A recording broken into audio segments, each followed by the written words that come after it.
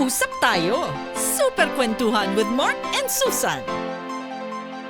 Okay na tayo. Yeah, Nasa ano na natin, Mhm. makakasama na ho natin si Coach Marife Garfin, Life Coach Philippines. At yung nga, yung mga survival tips na pwede ituro sa mga bata. Uy, kahit hindi bata, baka pwede din natin itong ituro. Hindi ba, Coach Malay Marife mo. Garfin? Good morning, So ma'am. morning. magandang umaga po sa inyong lahat. Hello, Sir Mark and Ma'am Susan. Maraming Hello. salamat for having me. Yeah, Of ang dami course. dito. Hello, 1, ma'am. 2, 3, 4, 5, 6, 7. 7 Ang listahan teach. mong 7 teach. mga ito. Oo. Skills ito no? Mm-mm. Una daw, Ma'am Marife, dapat marunong ang bata, tinuturuan na natin to say no. Mm. Parang marunong tumanggi. Ano ba? In a way, parang may yung naninindigan sa kanya. Ang ano nga natin, tanong din natin, Conviction, Mark, ano? anong age yung pinag-uusapan natin dito na ito dapat ituro na? Sige. Anong okay, pong age oo. ito, Coach? Anong Mm. age appropriate na gawin na natin ito sa mga kung anak natin? Well, as soon as the child is able to understand, Mm. at nakakaintindi na po siya, pwede po siyang turuan na ng Mm-mm. pag-say no. Well, basically pag toddler, may Mm. age po niya at 2 years old, no lahat ang sinasabi ng bata. Oo. Very Oo, strong oo. po yan na very no talaga yan sila. Ganun. Because that's part of the development of the brain. So kasama po yun sa development ng brain. Mhm. But the struggle comes in actually na hindi sila nakakapag-say no Mm-mm. when they start learning na meron palang nadidisappoint kung ako ay nagno-no. Mhm. When they Mm. start understanding that there's such a thing as people are being pleased, people are happy with me when I say keep saying yes. Nandun po yun eh. Usually it happens pag na well, it depends again Ma'am Susan and Sir Mark Mm-mm. kailangan pong maintindihan natin yung dynamics po ng bahay. Kasi po, lahat nanggagaling sa state ng well-being ng parents. So kung ang mga parents po ay hindi mismo nakakapag-say no, yan po ay maipapasa sa bata.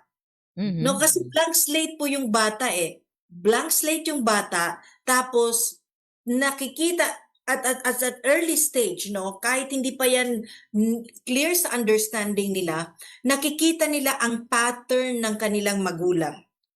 Inaaral po yan nila. Kaya nga po at certain age sasabihin natin, bakit yung anak ko ngayon, babait naman to dati eh. Bakit ngayon hindi na sumusunod sa akin? It's because naaral na po kayo ng anak ninyo. Okay. No? Yes, memorized already. So importante po na it's not just teaching per se, but allowing the child to see you doing it. No, makikita nila yung value why you say no. Bakit nga ba may pag-no? At each time ang bata sasabihin, I want this because it's natural for a child na may gusto din sila. It's important dahil nakakaintindi na you say why is it, bakit kailangan mag-say no? Bakit nino-no natin yung mga bagay na makakasama sa kanila?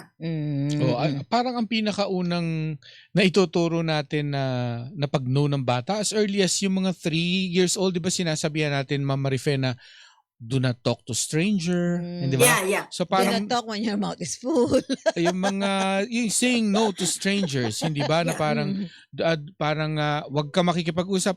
May mga parents na nagtuturo din sa mga as early as 4, 5 na anak, walang hahawak ng maselang bahagi ng katawan. Any private Yeah. part. Yan Tama. non-negotiable Yes, no yes. yan, ano? So ibig sabihin, for self-protection, tinuturo na natin sa bata rin yung wag maging too trusting. Pag stranger, do not talk to stranger. Di ba?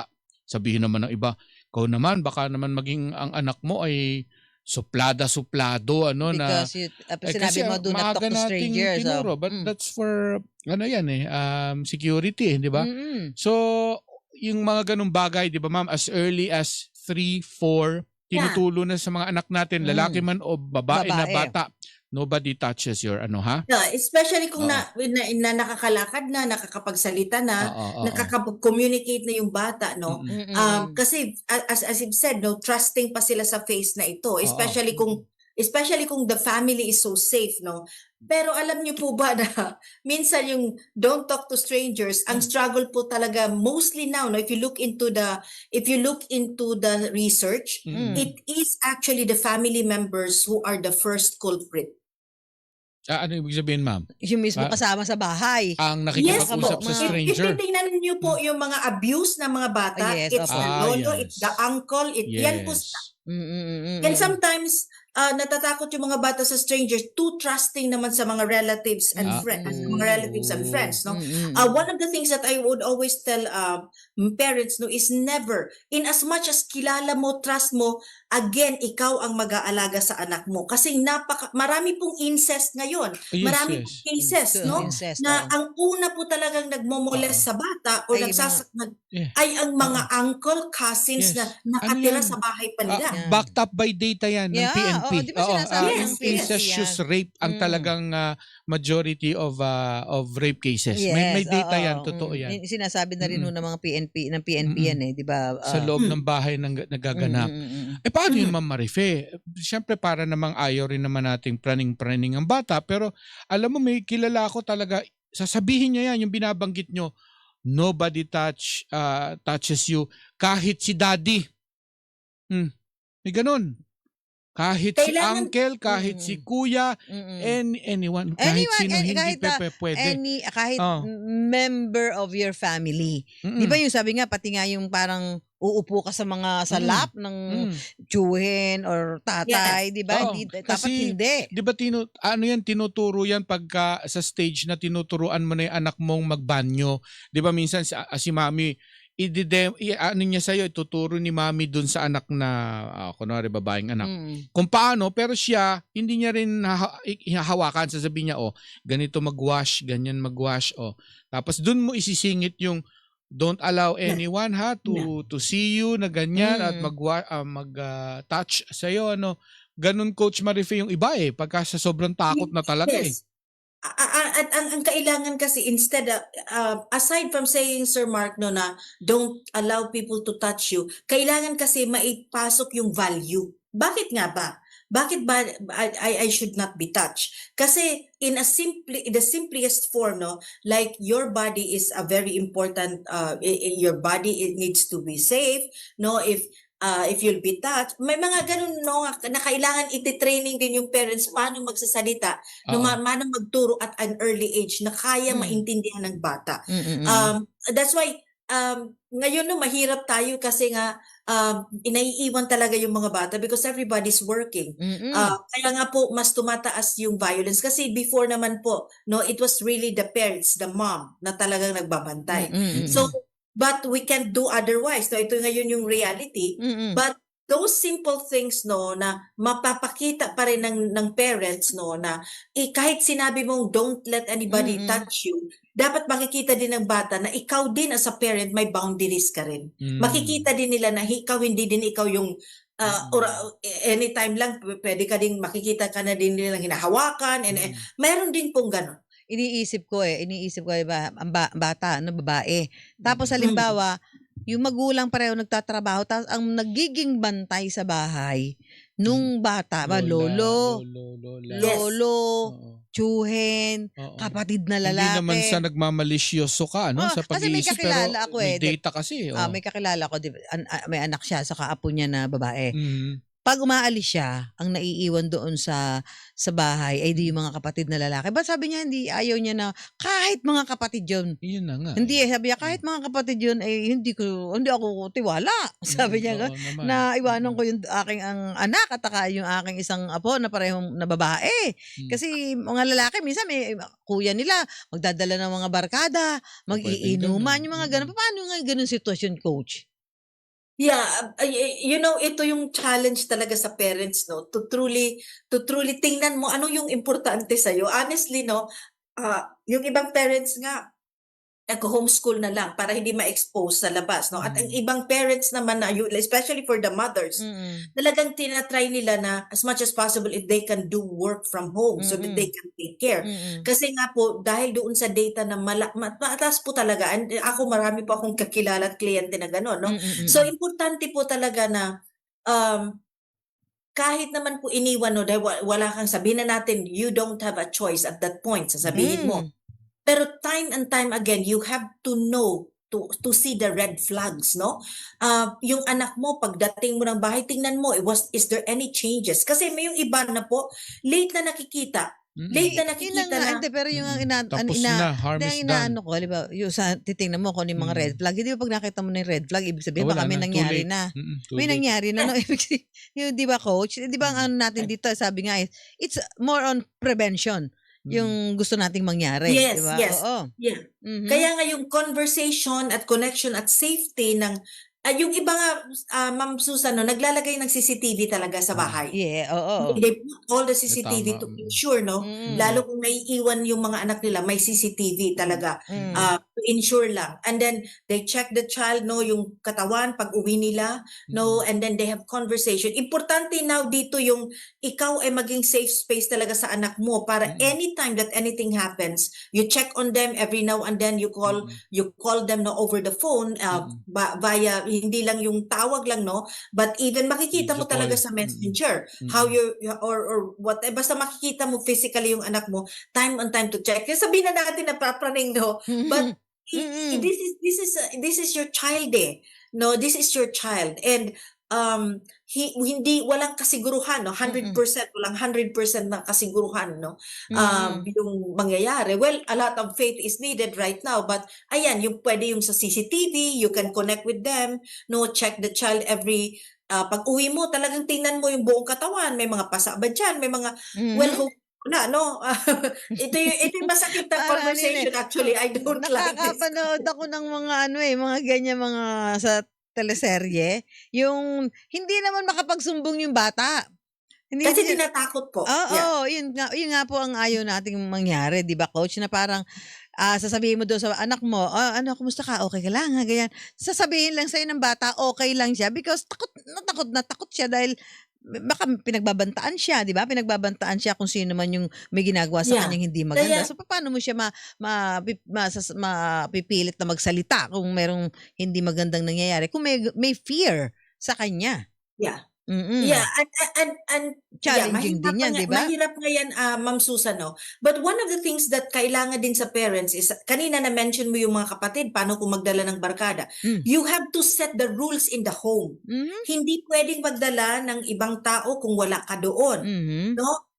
Especially on a weekdays, they rules yun po, no, kailangan, no, to set boundaries for your other children, no, kasi nga totoo yun, may mga kwento na yung mga barkada pa yung nagmumules, no, doon sa bata. So you have to set that ground rules for your children na pag wala ako, yung kayo ang nagbabantay no one will entertain. No one will entertain only on weekends when we are present. Overnight stay is not also allowed. No, yung before kasi po walang influence, no, na accessible. Now pornography is accessible. So it can influence children to do such thing. So importante po yung ground rules, walang overnight stay, walang bisitahan, no, na pag walang no unsupervised visitation po sa bahay. Kasi lalo sa mga panahon na ito, mas napaka-importante, no, na bibigyan natin ng ganitong mga impormasyon yung mga nakikinig sa atin para at least alam nila what to do, 'di ba? Para makaiwas nga doon sa mga hindi magandang mangyayari sa kanilang mga anak, especially kung naiiwan sila sa bahay kasama yung kanilang mga ibang miyembro ng pamilya. So napaka-importante nung ganitong mga pag-discuss, ano po, coach? Yeah, at saka alam mo yung ibang parents talaga, they make a sacrifice. So if they can lobby doon sa kanilang organization or institution na if they can work from home at a certain time and hours para mabantayan nilang kanilang mga anak, they do it. No, it's looking into the priority, what is valuable, what is more important to you. No, so titingnan mo, because marami po ang nagsasakripisyo talaga. They have to have conversation with their husband na, okay, ka muna magtrabaho, I will do some dito sa bahay so that I can take care of the child. This is not easy. This is not easy, pero pag-uusapan at kailangan pag-usapan for the sake of the children.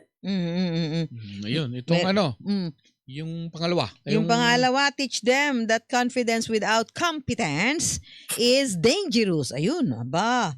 Ano ba ito? ano Yes. ang Pinalaki ibig mo sa puri. Pinalaki mo sa puri para magkaroon ng confidence pero wala naman. pinuri mo ng Pinuri pinuri. mo ng pinuri pero wala naman Ano talaga. sinabi mo, ikaw ang Parang nabola lang siya, no? ikaw ang pinakamaganda.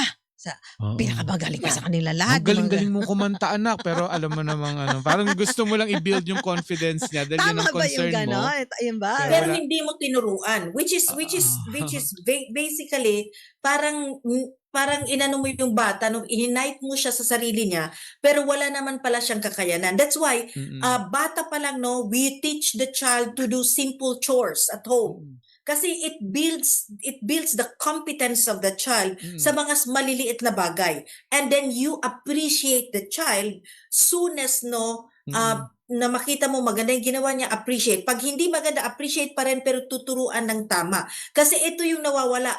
You know, when you appreciate the child, tinuturuan mo din, you give the child the time. Yung oras po, no? At yung oras na yon ay nagbibigay po sa kanya ng confidence that I matter because my parent is giving time to me. Yung pagtuturo lang po, yung panghuhugas. Ngayon na kasi may mga katulong. And every day, you know, nagbabangayan. Scheduling Delivery. is very important, no? Yung ngayon makikita mo even in social media, if you look into it, may mga tawag doon, child-led feeding na. Hindi na yung ikaw na nagsusubo. Hindi na ikaw yun. And then at an early age, you make the home friendly for them so that pwede silang mag-assist sa iyo sa panuhugas, no? You build that confidence sa kanila from the time na kaya na nilang gawin yung mga small things doon sa bahay. And that will ensure, no, may ensure mo na tama yung ginagawa ng bata at kaya ng bata at totoo yung sinasabi mo. Honestly, kahit mo sabihin na i-build mo lang yung anak mo pero hindi sila talaga nag-grow, nandun po yun sa kanila na you are faking it. Alam nila in their capacity, hindi sila confident at the inside kung puro lip service lang po yan. Alam po ng bata yun. Yung pangatlo, coach, ito yun. Teach them to question, not follow blindly. Okay. So, ito parang Yes. maganda yan. Ano po? Dati yan, hindi yan accepted, di ba? Kagagalitan ka ng nanay mo pag tinanong mo, no? So, bakit nagtatanong ka? But, tama yun, no? Because ang bata po at an early stage between 9 to 25, hindi pa po develop yung frontal lobe niya. Ano pong age? Anong coach? Hindi. 9 to? 12. Yung What age? the time the child is born until the age of 25, hindi pa po fully develop yung kanyang frontal lobe. Dito po sa yung kanyang conscious brain. So hindi pa siya marunong mag-reason out. Wala pa po yung logical brain. 25 years old? Yes po. Until Mamusonda na 25 po yan. Fully developed, no? Fully developed. Kasi dahan-dahan po yung development. Kaya makikita mo yung bata, change ng mood, di ba? Lalo na pag teen, because of the hormones, no? Bakit may mood swings? Bakit? Kasi po ang malakas po sa kanya, yung area ng brain niya, yung limbic system na emotional. Kaya po pag nagsasalita ka, bakit nagre-react ka agad? Because of that. Pero when you tell the child, you can ask me. It's okay to ask me. It's okay if hindi ka clear, you ask me. Yan po, matutulungan mo siya kasi nga hindi pa po sanay yung brain mag-isip ng mga pros and con. No? Sunod, by emotion po yan ang kanyang ginagawa. Kaya minsan naiinis tayo, bakit ganito yung anak ko? Bakit mas balagi na lang galit? It's because of that po. Part po ng development. Kaya naman minsan may bata, hindi naman nauubusan ng tanong. Yeah, meron po talaga. But that is very inquisitive, no, na bata. Pero diba? po, pag sinabi po ninyong no at kagalitan nyo dahil sa katatanong, that will be received as rejection. So, lalaki yung bata na hindi na siya nagtatanong, ayaw na niya makapag-usap, ayaw niyang relationship, kasi nga, binaras siya. So, there's a better way, no? Yung pagtanong ng tanong, may better way po na i-refocus mo siya sa mga pwedeng gawin niya sa bahay. No, pwede siyang maraming educational materials na pwedeng gawin to yung bata ay mag-learn. Pero hindi mo siya pwedeng barahin na, no, don't ask me. You talk to me later. Kasi dadating po yung panahon na hagipin ng brain, hindi ko kayang kausapin yung nanay ko, wala siyang oras sa akin. Hindi ba yung sabi, parang instead of saying no sa bata, i-explain mo bakit explain mo sa kanya bakit hindi niya pwedeng gawin yung isang bagay na gusto niya. 'Di ba? Parang gano'n, no? Yeah. Instead of saying, no. Mm-mm. No, Yeah. 'di ba? Tama ba yun, tinuturo- Coach? Oo. Ang tinuturo po namin is not to say no, but say, how come you want it? What is in the toy that you wanted? Mhm. Tinatanong niyo po, para siya po ay nagre-reflect. Kaya po yan ng bata. How come you like that toy? What's in Okay. that toy? Kaya niya explain yun. Kaya niya Kaya sagutin. niya po yan. Mm. Mag-iisip siya at hindi emotion po yung lalabas. Kaya ito po yung tinatawag na coaching. Coaching now is very important. Kasi if you dictate, the child will repel. Yung human brain po, magsasabi ka agad, the reptile brain will say, no, hindi, kasi gusto ko to. But when you ask, you give the child a certain degree of control. Mhm. No, na, ay tinatanong ako, I matter. Mhm. Pwede mag-isip ako. Kaya, how come you made that decision? What is in the toy? Mhm. Will it be okay if we have it, we save for it yet? That tone po at kailangan ng pasensya, honestly. Hindi, kung hindi siya pumayag sa iyo, how do you end the conversation? Parang Kasi magaling magpaliwanag, Yung kailangan na- binibilog-bilog ka. siya ang masusunod sa Pero madali. the real answer from the beginning is no, hindi ka ayan. payag. Yes. Paano Kaya yun? lang pinagsalita lang kita. Pero ang totoo niyan, I believe, hindi talaga pwede. I believe, Sir Mark, it's Ah. not really outright no, but rather you say not yet. Not yet. Not yet. Mhm. So, hindi ito ngayon. Kasi, for example, wanted a toy. Wala kang budget eh. Ah. So, we are still gonna save for it, but you're gonna Okay. have it soon, no? We're gonna Oo. save for it. Mhm. But it's not yet for today. Kaya importante po, bago kayo umalis, so for example, sa shopping, nasabihan mo na yung bata, we are going there to buy these things. Ito lang budget mo. And whatever is not in here, we cannot do it. So we Mm. just have to enjoy looking at it first, no? And Mm. later, whatever you like, we can list it down and Mm. let's see for Christmas if we can get it. Alam mo, Coach, babalikan lang kita kasi may nagtanong din dito. Sabi niya, 25 years old? Question mark yun eh. Yes po. Kaya pala kahit nasa college na, hindi na pwedeng kausapin ng matino. Kasi di ba pag mga ganun, may mga nag-aasawa na nga ng ganung edad, di ba? Yeah, Kaya kaya may nga po, anak, may anak na importante. diyan minsan. Importante po talaga po ang readiness. If you look into research, ganun po talaga. It's 25 years old when it's fully developed. Kaya lang sa fully developed po, Physiological. Baka so siguro, that's why po, Mm. kung titingnan ninyo sa statistic, mataas yung teen pregnancies. No, Mm. that's between 15 to 16, 17, 18. Yeah. Bakit po? Emotional brain po yan eh. That's how Tsaka din naman, minsan naman din, may kanya-kanya rin kwento yan, kanya-kanya tayo ng circumstances, may mga batang mas forced mag-mature ng mabilis. Yes. May mga Iba-iba ganyan, na depende. sitwasyon, Depende sa kwento ng buhay di ba? sa sitwasyon sa buhay. Meron talaga, parang ang tinutukoy ni Coach Marife, yung ano yan biology, parang yung pag-develop ng Development. brain. Hindi Yes naman po. siya ng maturity. Iba-iba naman ang maturity. May kasi nga kaya mabilis, nga may Ito mabagal. kasi yung pagkaintindi nga nung nakikinig. 25 years old? Ay, frontal lobe, utak ang tinutukoy ni kaya Mama pala kahit Maricel. nasa Parte college ng na, hindi katawan. pwedeng kausapin ng matino. Kasi po yung logical brain mo, dito po siya located. So siya yung Sa harap. That's why kung makikita mo, makalampas yung anak mo between at 19, makalampas siya ng 19 nearing 20, hindi na siya yung emotion, hindi na siya yung ura-urada. No, hindi na Logic siya, na. nandun na siya sa space na meron na siyang a little pause kasi nakikita na niya yung mundo eh. May mga inputs na siya. Nag-iisip na yung brain, mali ba yun? Tama ba yun? Kaya ba yun? So Naririnig kaya ko nang yan mag-reason. Naririnig ko yan lagi sa nanay ko noon ay, malaki yung ulo, yung sa harap ba? Yung frontal Matalino lobe. daw. Matalino yan. Oo Bakit nga. ba? Hindi, totoo Siguro may yan. kasi nga, yung pala ang logic, Sabi yan kasi doon pala may sa nanganak, frontal lobe. ay, ang laki ng ulo, Matalino matalino yan. yan. Ganyan ika ang ulo ni Rizal eh. May mga ganyan, di ba? Oo. Pero Tas ano yung yan, physiological? mga kasabihan niya na matatanda. Oo. Ayan, malaki ulo, matalino yan. Ano, bakit Oo. ay laki ulo eh. Pagka medyo maliit yung noo mo rin hindi nagpo-protrude. May mga utak Parang biyaya. utak biya, grabe. Nako, Ganun anyway. talaga. Diba? Ito Ganun na. susunod. Ewan ko kung naririnig mo ba yung mga ganun, Coach? Maliit ang ulo. Yeah. Mm. Actually, may mga mga kasabihan noon na now science is actually, makukonect mo na ngayon sa science in terms of research. Totoo po yun. Kahit po yung mga nabubuntis, di ba sinasabihan na, dapat maganda yung pakiramdam ng nanay kasi ma-affected yung bata. Dati, it was just a white wives tale. Pero ngayon po, there's research already for that na meron pong impact talaga sa bata ang state of being ng nanay. During Meron pregnancy. po. Oh, Yes po. It's oh, called yes po, meron po. Meron na po ngayon. May mga Kaya studies na po makikita yan. nyo, Mm-mm. kaya po makikita nyo, even noong panganganak ngayon, nilalatch na sa bata, sa nanay. Apa, Kasi apa. po, there's already that studies ngayon na ang bata needed to feel na nasa womb pa siya at kailangan yung warmth ng nanay, no? Mm-mm. And that's the attachment theory po yan, no? Nasa psychology po yan, no?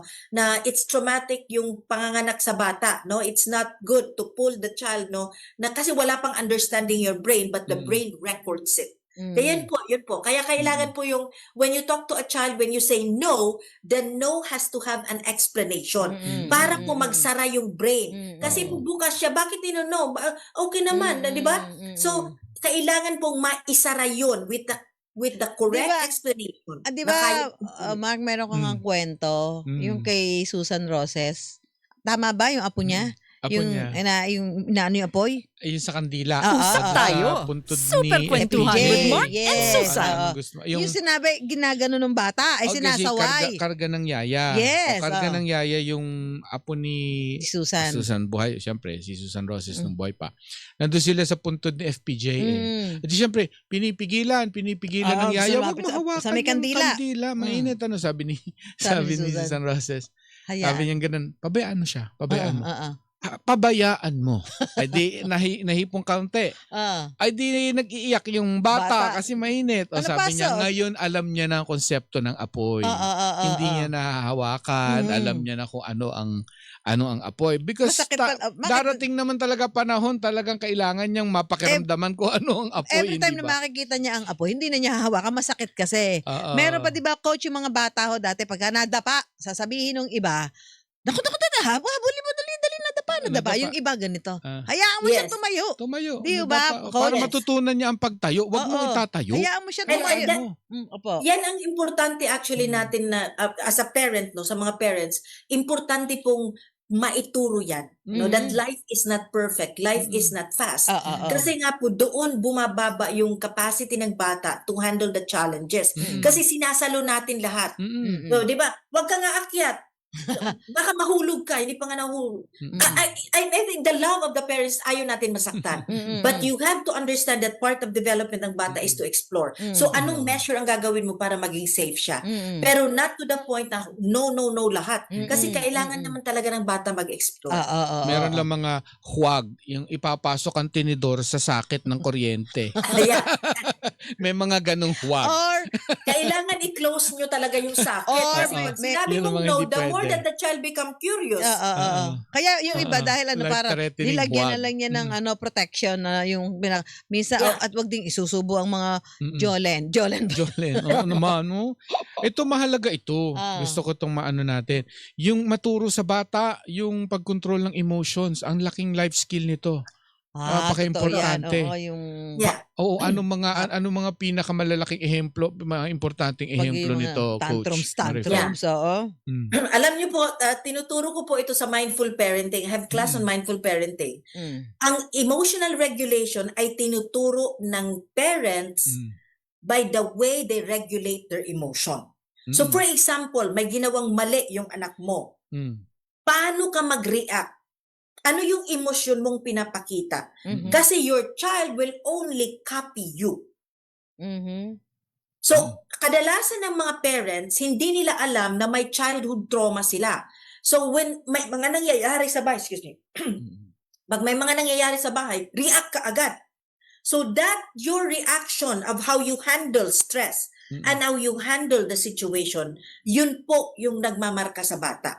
Kaya hindi nyo po pwedeng sabihin, saan nagmana to? Sa inyo po yung nagbana. Oo, sa inyo, kayo po ang environment niya. Kayo po ang nakita niya. Now, if you are not that, no, hindi ikaw, okay naman ka, mas muswabe ka lang magsalita, hindi ka naman, there might be someone na nakita niya at nag-influence sa kanya. And now you begin to explain to the child, when situation are like this is how we do things. Ito yung pag-react, ito yung tama. There are times in life you cannot have what you want. May mga nagtatantrum sa bata. Di ba gusto may bilhin na toy, mag-iiyak. So, sasabihin talaga, hawakan, no, first system, hawakan, and say, we're gonna go home if you don't stop. Hindi mo sisigawan. Hindi mo sisigawan, but it's the system, it's the strength mo, no, na boses mo, that you are the authority and say, if you don't stop, we're gonna go home. We're gonna end everything today. For example, sa playground. Kasi kailangan po nila ng stability. Kasi wala po silang stability sa emotion. So, ipapakita mo ngayon, you are stable. So, ito kasi yung nawawala. Sige anak, sige na lang kasi nag-iiyak eh. So, when the child knows na pag ako'y mag-iyak, maikukuha ko yung gusto ko. Alam mo, minsan makakakita ka niyan sa mall. Diba, nasa toy store, ang bata. Yung bata, makita mo, meron tinuturo, sasabihin ng magulang, makikinig, hindi pwedeng bilhin. Gusto ko yan eh. Ang bata, uupo. Uupo doon sa toy store at doon magpapalahaw, di ba? Kaya nga, Ma'am Susan, tatanungin mo, di ba mag-iiyak na? Didn't I tell you that we are going only to buy what's in the list? Ayun, sasabihin mo, gano'n. Yung iba nakikita ko, sabi, sige, iiwanan kita ay ng guard. Huling ka ng guard. May mga ganun ko nakikita sitwasyon eh. Yung iiwanan kita, sige, pag hindi ka tumigil, iiwanan kasi kita. pressure, nahihiya ka rin sa mga tao sa mall. Kasi nagsisisigaw yung kaya ang kakanya. Ayos naman yung nakikita mong reaction yung pagsasabi, iiwanan kita. Hindi gaganituin mo para hindi masakit sa tenga ng mga tao sa mall. Pag gaganunin mo yung bibig ng bata, tignan mo, titigil, tatawa siya. Tapos tatawa na yan siya. Ginawa ko yun sa pamangking ko nun eh. Naaliw siya, sa sound. Nasa mall siya? Tapos natatawa na siya. Nakalimutan niya na yung bugnot niya. Yun pala yun. Naging laro na tuloy. Tapos ayaw na niya ikaw tigilan, kundi tipakin mo yung bibig niya. Style. Naiyakan na sa mall eh. Naiyakan na. Okay, maputol tayo, coach, doon sa ating usapan. Okay. So, coach? Yun nga po, kailangan po ng babalik ka dun, before you bring a child out, there should be a system. Sabihin mo, you wanna come with me? Ito lang yung bibilhin natin. We are not going there for toys or whatever, ito lang. So pagdating doon, nagwala. What did you talk kanina? So, Kalmado ka rin. Huwag mo nang isipin yung mga tao kasi wala naman yung ambag sa'yo. Grabe Isipin naman. mo, Nakakahiya din ang Siyempre. anak mo, ang kakausapin mo para matuto siya. Ano sasabihin mo It's sa not anak? about other people. Basta ma'am, don't give in ha. Wag mong isusuko. Hindi ka pwedeng sumuko doon. Sasabihin mo ba sa bata, Wag, coach, na, di ba ang usapan natin kanina, ganon? Yes. Okay. Di ba nag-usap tayo? So ngayon, if magwawala ka, uwi na lang tayo. We'll cut this short. At will pag go sinabi, So may consequence. Bibigyan mo ng consequence. At pag sinabi Yes, mo, you have to. parusa. Kasi nga, wala pa po silang alam doon. At pag If you sinabi start mo na, giving in, yun yung magmamarka sa brain. Kaya ko pala to, kaya ko to. At pag sinabi mo na uuwi na lang tayo dahil yan, talagang umuwi kayo. Uwi ka talaga. Uwi ka talaga. Eto sabi nito isa nakikinig. Sila daw, bago pumunta ng mall, bibigyan niya ng 50 pesos Okay. yung bata. Tapos hanggang doon lang yun. Para may budget siya. hanggang doon lang ang pwedeng bilhin na Maganda laro. yan. Ay, hindi tama Parang naman yan. tinuturuan mo rin siyang mag-budgeting Tama naman yan. Didiskarte ng pamimili. Umanap ka. Tama. Umanap ka ng laruan na Self-control yan enterprise. The self-control po. Importante po yun. Matututong mag-budgeting. Sabi nga nila, magandang araw sinasama ang mga bata sa pamamalengke Na-appreciate din nila yung value ng money na parang, ito lang ang money natin anak o 2.5 pagkakasyahin nyo. Nalalaman niya, mahal pala ang carrots. So na next time, manghihinayang na siya na hindi niya kainin yung carrot sa plato kasi alam niya yung value nun At matuturuan naubos ang mo pera siya. namin dyan sa carrots At na yan. matuturuan mo siya sa pamimili kung ano ang priority. Kasi you will explain. Kailangan ng conversation. For example, bakit bibilin mo to? This is better than this kuan kasi ganito. You educate a child. Oo, tama nga yun. May sabi ni si Au nakikinig, nangyari daw sa kanya, nagwala yung anak niya sa Unimart. Hinayaan ko lang at magmula noon hindi na naulit hanggang sa lumaki na. Napagod na yung bata. Oo nga, relate din nga raw si Mina Paderna. Yung Monica Iha mo ba, Mina, ganyan din, nagwawala sa mall? Sabi ni Mina, ang ganda ng discussion Nakaka-relate.